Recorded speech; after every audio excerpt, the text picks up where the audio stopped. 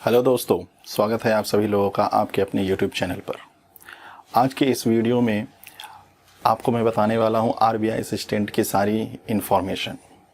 RBI assistant में कितने step में एग्ज़ाम कंडक्ट होंगे, प्री, मेंस और एक लैंग्वेज प्रेफरेंसी टेस्ट भी आपका होगा। इसके फॉर्म फिल हो रहे हैं। आप लोग जितने भी लोग एलिजिबल हैं वो लोग जल्दी से जल्दी फॉर्म इसका फिल कर दीजिए। आरबीआई में जितने भी पोस्ट हों, कोई भी पोस्ट निकले, अगर आप उस पोस्ट के लिए एलिजिबल हैं तो बिल्कुल ट्राई करना चाहिए। वैसे तो मैं आपको बता दूं, देश में आप बेरोजगारी की हालत आप जान ही रहे होंगे। किसी भी फील्ड की अगर कोई भी पोस्ट निकलती है और उस पोस्ट के लिए अगर आप एलिजिबल हैं तो बिल्कुल ट्राई कीजिए, अपना 100% आप उसमें दीजिए। ऐसा नहीं कि सिर्फ फॉर्म फिल करना है, आप बिल्कुल जी जान लगा दीजिए कि उसमें से एक पोस्ट आपको मिल जाए। तो उसी तरीके से ये आरबीआई असिस्टेंट है, इसके में मैं आपको बताने वाला हूँ सारी जानकारी। तो जैसा कि यहाँ पर लिखा गया है कि एग्ज़ाम पैटर्न, कैसा एग्ज़ाम पैटर्न होगा, प्री, मेंस और लैंग्वेज प्रेफरेंस टेस्ट। तो प्री में कितने पेपर होंगे, उनके कट ऑफ क्या क्या रहेंगे, कितने मार्क्स हमें लाने हैं, कितने मार्क्स लाए तो कि हम मेंस तक पहुँच जाएं। फिर मेंस में क्या स्ट्रेटजी अपनानी है, किसमें हमें कितने मार्क्स लाने होंगे, लैंग्वेज प्रेफरेंस टेस्ट क्या है, ये सारी चीज़ें। तो एग्ज़ाम पैटर्न क्या है, फिर इसके बाद जितने भी सब्जेक्ट पे एग्ज़ाम होंगे उन पे मैं आपको सिलेबस बता दूंगा कि क्या पढ़ना है आपको, ठीक है। फिर इसके बाद how to crack pre and mains, pre का एग्ज़ाम कैसे हम क्रैक करें, ठीक है। कम समय में हमें ज़्यादा से ज़्यादा क्वेश्चन सॉल्व करना है। मेंस का पेपर है, मेंस के पेपर में 2 सब्जेक्ट और इंक्लूड होंगे, मैथ्स, रीजनिंग, इंग्लिश। प्री में तो रहेगा 2 सब्जेक्ट और इंक्लूड कर दीजिए। फिर इसके बाद सारी स्ट्रेटजी कि कैसे हम किस स्ट्रेटजी के साथ इस पर हम काम करें। चलिए आगे बढ़ते हैं। यहीं पर बताया गया कि जो मैंने आपको स्टार्टिंग में ही बता दिया कि जो आपका पेपर है 3 स्टेप में पेपर होगा। फर्स्ट नंबर जो दिया गया है सहायक प्रारंभिक परीक्षा, सबसे पहले होगा प्री का एग्ज़ाम, देन इसके बाद आप आएंगे मेंस, ठीक है। प्री का एग्ज़ाम सिर्फ क्वालिफाइंग नेचर है, ठीक है, मेरिट डिसाइड नहीं करता प्री। सिर्फ आप प्री में जितना कट ऑफ उनने डिसाइड किया होगा उतने मार्क्स लाइए ताकि आप मेंस में आ जाएं, बस। मेरिट से कोई लेना देना इसका नहीं है कि जैसे आपका पेपर है 100 नंबर, अगर उन्होंने कट ऑफ डिसाइड कर दिया 55 या इससे ज़्यादा जिनके मार्क्स हैं वो आ जाइए मेंस में दीजिए, बस इतना आपको ले आना है, बाकी कोई मेरिट से लेना देना नहीं है। हाँ, मेरिट से बात बनेगी यहाँ पर मेंस आपका डिसाइड करेगा, मेरिट लिस्ट जो बनेगी मेंस से। तो प्री का एग्ज़ाम सिर्फ क्वालिफाइंग नेचर है मेंस तक जाने के लिए और कुछ नहीं, लेकिन फिर भी एक स्टेप है, वो इम्पॉर्टेंट है वो। तो सारी जितने भी स्टेप हो सबको इम्पॉर्टेंट मानकर ही आगे बढ़ते चलना है, एक एक स्टेप। लास्ट में दिया गया है भाषा प्रवीणता के आधार पर परीक्षा। तो क्या होती है भाषा प्रवीणता, वो भी मैं आपको आगे बताता हूँ। ये रहा प्री का एग्ज़ाम कि जो आपका प्री का एग्ज़ाम होना है। तो प्री के एग्ज़ाम में 3 सब्जेक्ट पूछे जाएंगे, इंग्लिश, रीजनिंग और मैथ्स। इंग्लिश, रीजनिंग, मैथ सब में आपको देख रहे हैं 20 मिनट 20 मिनट 20 मिनट, टोटल 1 घंटे का पेपर है जिसमें आपको इंडिविजुअल 20-20 मिनट तीनों को दिए जाएंगे। अब टोटल मार्क्स जो है 100, तो कितने मार्क्स हम सिक्योर कर लें कि हम मेंस पे जा सकें। तो इसमें मैं आपको बता दूं 70+ आप रहिए। 70 स्टूडेंट्स जिसका जो मार्क्स है 70 तक है वो बिल्कुल सेफ जोन मान लीजिए। अब हालांकि ऐसा नहीं है कि 100% सेफ जोन है, हो सकता है 71-72 भी कट ऑफ चला जाए, लेकिन फिर भी ट्राई कीजिए कि 70 तक तो रहिए। इसके नीचे तो बिल्कुल बात बनेगी ही नहीं कि अगर आप कहते हैं 65 तो 65 में चलिए 50-50 मान लेते हैं कि कट ऑफ कैसा क्या होगा, लेकिन इसके नीचे और चले जाएं कि 60-55 तो बिल्कुल नहीं। फिर 65 से 70 तक में एक बार चांस है कि चलो में भी कट ऑफ आने दो, हो सकता है हो जाए। 70 से अगर ज़्यादा है तो डैम श्योर हो ही जाएगा आपका, मेंस की तैयारी कीजिए आप। 65 या इससे कम है तो 50-50 का चांस फिर होने लगेगा। इस दौर में आप देख ही रहे हैं सबका पेपर, सब लोग जो फॉर्म फिल करते हैं एग्ज़ाम निकालने के लिए ही अलग अलग स्ट्रेटजी के साथ ही पढ़ते हैं। तो बात करेंगे कि ये 70 नंबर किस तरीके से पढ़ा जाए, किस सब्जेक्ट पे कितना कमांड किया जाए। इस 3 सब्जेक्ट में मैं आपको बता दूं कि एक सब्जेक्ट ऐसा है जो मोस्टली स्टूडेंट का वीक पॉइंट है, इंग्लिश। इंग्लिश सब्जेक्ट ऐसा होता है कि स्टूडेंट उसी की वजह से एग्ज़ाम रुकता है, सबका नहीं, लेकिन जो परसेंटेज वाइज देखा जाए कि 3 सब्जेक्ट में कौन सा सब्जेक्ट परसेंटेज वाइज सबका वीक होता है सबसे ज़्यादा, तो देखा जाए तो इंग्लिश का वीक होता है। ऐसा बिल्कुल नहीं सुनोगे कि रीजनिंग वीक है। बहुत कम स्टूडेंट ऐसे मिलेंगे कि जो कहेंगे कि हमारा इंग्लिश और मैथ्स बहुत अच्छा है, रीजनिंग की वजह से मैं हर बार रुक रहा हूँ। रीजनिंग सबका बढ़िया होता है।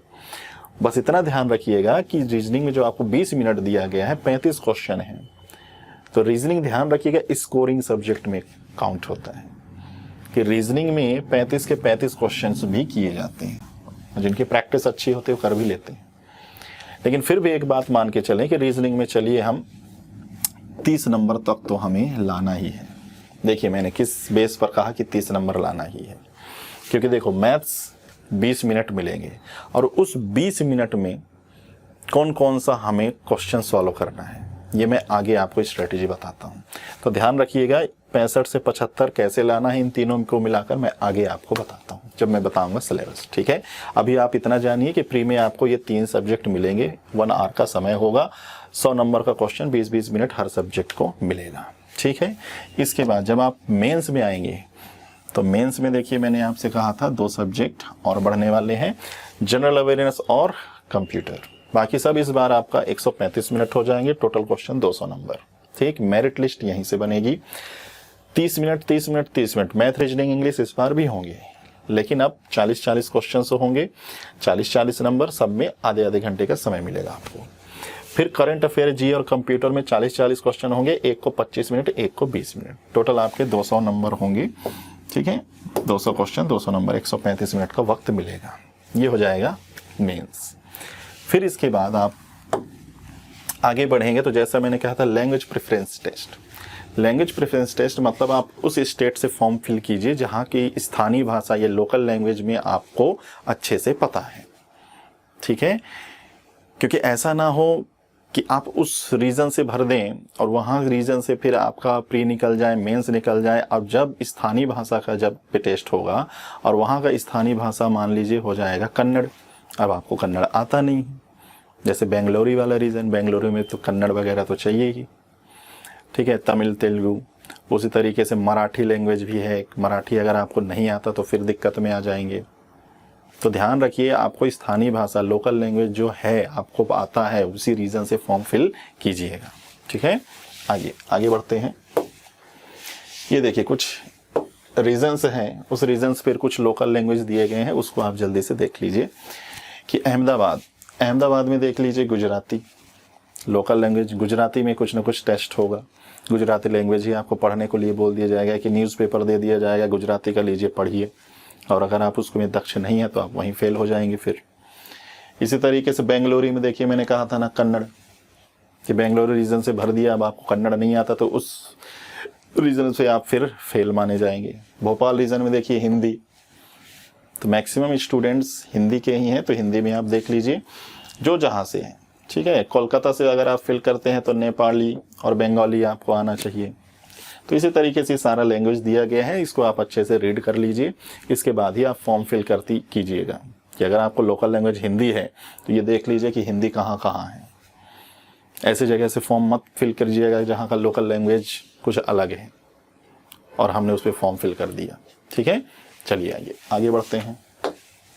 रीजनिंग का सिलेबस, तो रीजनिंग का सिलेबस मैं आपको बता रहा हूँ कि किस टॉपिक को कवर करें कि हमारा अच्छे से अच्छा स्कोर हो जाए। तो रीजनिंग में पूरा पहले सिलेबस देख लीजिए आप। Alphabets, coding, decoding, direction, distance, ranking, मैं आपको मार्क्स भी बता देता हूँ। डायरेक्शन डिस्टेंस श्योर 2 से 3 नंबर क्वेश्चन, 2 से 3 नंबर क्वेश्चन, 2 से 3 नंबर क्वेश्चन, 2 नंबर तक तो है ही है, तीसरा हो भी सकता है, तो मिनिमम 6 नंबर तो हो गए। सिलॉक्स इनइक्वलिटी ऐसा है कि जब भी आते हैं तो ये 5 नंबर के पैटर्न पे रहते हैं।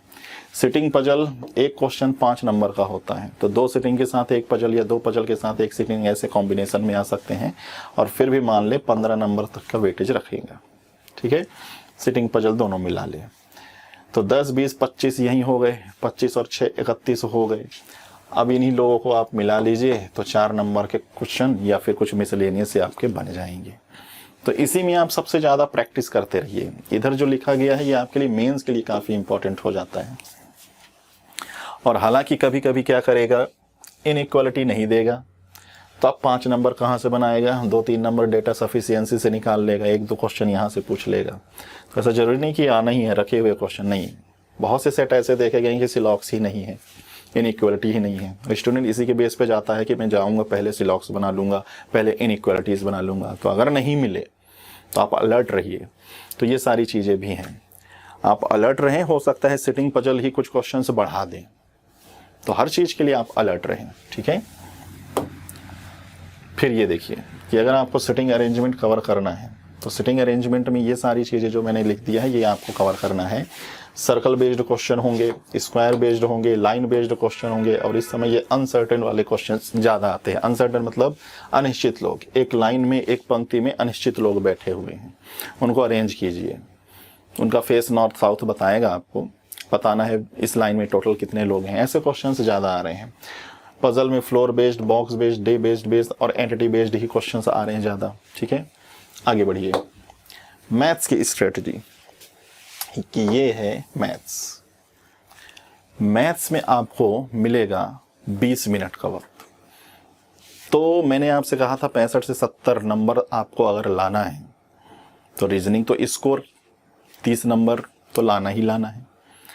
इसके बाद मैथ्स और इंग्लिश की स्ट्रेटजी क्या है, तो देखिए मैथ्स में 2 पार्ट हमने कर लिए हैं। एक है अरिथमेटिक। अरिथमेटिक में आपका time, speed, distance, time and work हो जाएगा, परसेंटेज, प्रॉफिट लॉस, यहाँ से क्वेश्चंस देखने को मिलेंगे। एक दूसरा पार्ट कर लेते हैं simplification, quadrification, number series and DI. बात करें सिंप्लीफिकेशन तो ध्यान रखिए सिंप्लीफिकेशन 8 से 10 नंबर तक का क्वेश्चन तो रहेगा ही।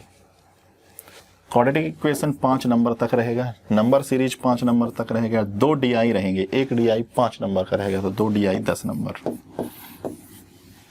ठीक।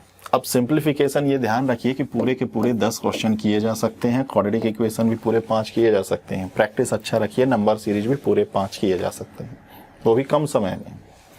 तो 10 और 10 कितने हो गए, 20। तो 20 नंबर आप सिक्योर कर लीजिए। फिर उसके बाद डीआई में आइए, 2 डीआई होंगे। तो 2 डीआई में ये मान लेते हैं कि एक डीआई में 5 क्वेश्चन है, तो 3 क्वेश्चन तो इजीली किए जा सकते हैं। आई मीन टू से स्पीड के साथ कम समय में वो 3 नंबर आपको जल्दी मिल जाएगा। बचे 2 क्वेश्चन भी किए कर सकते हैं, लेकिन वो होंगे थोड़े कैलकुलेटिव। तो जब यहाँ पर पढ़ाया जाएगा तो आपको सर बताएंगे कि ये क्वेश्चन कैलकुलेटिव है, इसको आप लास्ट में करना, ये क्वेश्चन आप बना लेंगे। तो मतलब आपको कह रहा हूँ कि डीआई में ऐसे क्वेश्चंस भी होंगे, थोड़ा बहुत पेन चलाएंगे आंसर, थोड़ा सा पेन चलाएं आंसर, तो कम समय लगेगा। तो 3 और 3 6, ये मान के चल रहे हैं कि 8 नंबर तक तो आप निकाल सकते हैं कम समय में। बचे 2 क्वेश्चन कुछ पल के लिए छोड़ दीजिए कि कैलकुलेटिव है, कुछ पल के लिए छोड़ दीजिए। तो 20 और 8 28 हो गए। अब आपके पास अगर समय बचता है, वैसे समय नहीं ही बचता, ना के बराबर 1 या 2 मिनट का समय ही अगर आप बचाएं तो बचा पाएंगे, नहीं तो इतने में आपके सारा समय 20 मिनट चला जाएगा। लेकिन फिर भी ऐसा प्रैक्टिस कीजिए कि कुछ पल यहाँ से निकाल लें, कम से कम 1 या 2 मिनट। वो 1 या 2 मिनट आप अरिथमेटिक के उस टॉपिक पे जाइए जिस पे आपको अच्छा सा लगे कि नहीं मैं इसका आंसर निकाल सकता हूँ, उस पर जाइए। और यहाँ से 2 नंबर 3 नंबर और गेन कर लीजिए आप, तो आपके 30 नंबर तक हो जाएंगे। फिर भी मैं एक एवरेज मान के चलता हूँ कि 25 नंबर तो आप यहाँ से निकाल लेंगे 20 मिनट में, क्योंकि एग्ज़ाम में जब आप बैठोगे तो वहाँ का माहौल कुछ अलग होगा, टाइमर धीरे धीरे घटता रहता है, तो वहाँ की स्ट्रेटजी अलग है। घर बैठे बैठे हम डिसाइड कर लेते हैं अरे मैं तो 35 में 35 बना लूँगा, ठीक है। लेकिन एग्ज़ाम का माहौल जब आप पेपर देना शुरू करेंगे तब आपको फील होगा कि एग्ज़ाम का माहौल अलग है। तो उसी तरीके से मैं एक एवरेज लिया कि 20 मिनट में 25 क्वेश्चन तो इजीली किए जा सकते हैं, ठीक। आइए इंग्लिश की स्ट्रेटजी। इंग्लिश में भी मैंने कुछ पार्ट अलग कर लिए हैं, जैसे एक ग्रामर अलग कर लिया है, पैसेज, क्लोज टेस्ट, पारा जंबल, ये 3 चीज़ें आप फिक्स कीजिए। पैसेज एकदम स्टोरी बेस्ड रहेगा मे बी, या करंट अफेयर से रिलेटेड होगा, तो आप इंग्लिश में स्टोरी पढ़िए, तो उससे आपको पैसेज पढ़ने की हैबिट आएगी। उसी के साथ साथ क्लोज टेस्ट है, पारा जंबल है, 5 नंबर 5 नंबर 10 नंबर। फिर उसके बाद 20 हो गए, 10 नंबर यहाँ से आपके हो जाएंगे इरर वाले क्वेश्चन, फिलर वाले क्वेश्चन, ये सब ग्रामेटिकल वाले क्वेश्चंस। ठीक, तो एक एवरेज स्टूडेंट्स के बिहाफ से अगर सोचा जाए कि इंग्लिश अगर बहुत वीक है तो कितना, तो इनसे आप कम से कम 10 नंबर तो निकाल सकते हैं, निकालना पड़ेगा। अगर आपको एक पोस्ट चाहिए, एग्जाम निकालना है तो निकालना पड़ेगा। ठीक है, तो अब देखिए, मैथ्स में हमने कैलकुलेट किया था 25, इंग्लिश में हो गए 10, और ये रीजनिंग में हमने कहा था 30, 40, 50, 60, देखिए 65। अभी भी सेफ जोन में, अच्छे तरीके से सेफ जोन में आने के लिए 5 नंबर के रिक्वायर और है। अब वो 5 नंबर आप कहाँ से निकालते हैं? हो सकता है मैथ्स या हो सकता है रीजनिंग, जिनका इंग्लिश वीक है, क्योंकि मैक्सिमम स्टूडेंट जिनका इंग्लिश वीक है, मैं उन्हीं के सपोर्ट पे समझ लीजिए वीडियो। और जिनका इंग्लिश अच्छा है तो पेपर तो निकल चुका है, उनका पेपर निकल चुका है। जो बैक आपका, जिनका इंग्लिश अच्छा है तो हो सकता है मैथ थोड़ा सा वीक हो, तो थोड़ा सा प्रैक्टिस कीजिए, जैसे मैंने बताया percent simplification, quadratic equation series, इस पर आप कमांड कीजिए, आपका निकल जाएगा। इंग्लिश अगर अच्छा है आपका तो इंग्लिश में आपका 30 में 25 नंबर ले आइए, 15 नंबर बड़ी आसानी से आपका सिंप्लीफिकेशन, क्वाड्रेटिक इक्वेशन से आ जाएगा, हो गया काम आपका। ठीक है, तो ये तो एक बेसिक मैंने बताया, 65 भी कोई बुरा नहीं है, अच्छा स्कोर है, लेकिन इसको 70 में कन्वर्ट करना अब आपका काम है कि 5 नंबर आप और कहाँ से निकालते हैं। तो ये सारी स्ट्रेटजीज हैं। आज की इस वीडियो में हम इतना ही तक ही रखेंगे। अगले आने वाली वीडियो में फिर से मैं आपको कुछ और स्ट्रेटेजी बताऊंगा और अच्छे अच्छे क्वेश्चंस के साथ भी हम लोग मिलेंगे। तब तक के लिए धन्यवाद, थैंक यू।